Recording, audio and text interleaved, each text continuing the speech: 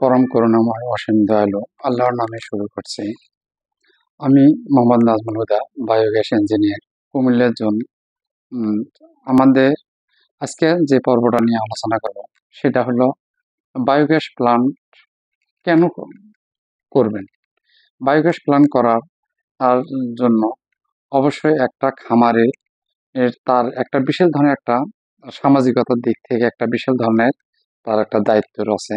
সেই দায়িত্ব থেকে তাকে এই যে গরুর ওর বর্জ্য এবং লেয়ার মুরগি এবং কোয়েল পাখি যে বর্জ্যগুলো হয়, এইগুলো থেকে যে একটা মিথেন উৎপাদন হয়, এই মিথেনটা মানব দেহের মারাত্মক ধরনের একটা ক্ষতিকর একটা পদার্থ।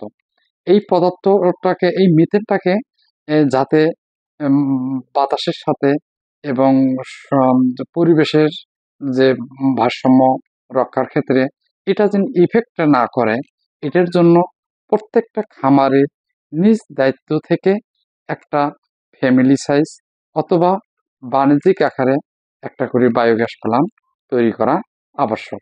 এই জন্য আবশ্যক বলবো, যেহেতু বায়োগ্যাস বা গরুর বর্জ্য এবং লেয়ার মুরগি এবং কোয়েল পাখির যে বর্জ্যগুলো থেকে 65% এখানে মিথেন উৎপাদন হয়।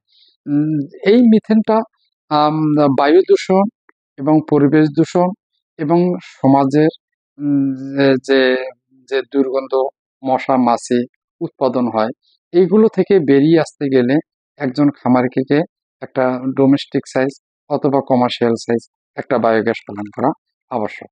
এখন এই যে বায়োগ্যাস প্ল্যান্ট গুলোর মধ্যে, এই যে বর্জ্যগুলোর মধ্যে যে দুর্গন্ধ হচ্ছে, মশামাছি হচ্ছে, এটা পরিবেশ, আমাদের পরিবেশগুলো দূষিত হয়ে যাচ্ছে বা নষ্ট হয়ে যাচ্ছে।